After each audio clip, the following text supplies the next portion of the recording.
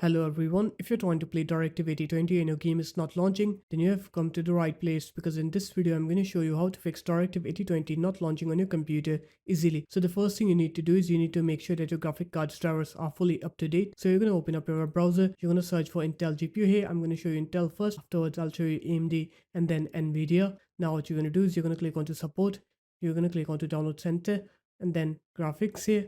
You're going to search for your graphics card here.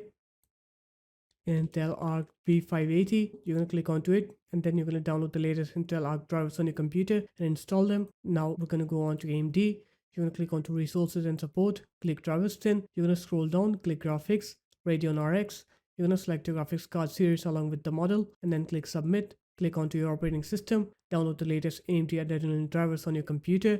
And now I'll show you NVIDIA. You're going to go on to nvidia.com, click onto drivers. You're going to fill in this manual driver search form, click find then.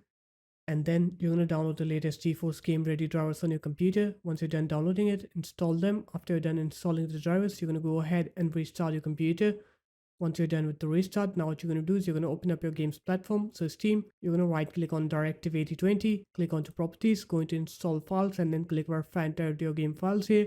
Once it's done with that, you're going to click onto browse here or you're going to go to your game's location. So the default location should be in your C drive, program file is 6, Steam apps, common, Directive 8020, you're going to go into binaries, Win64, right click on the Directive 8020 exe, click properties, click compatibility, and then click run this program as an administrator and also disable full screen optimizations.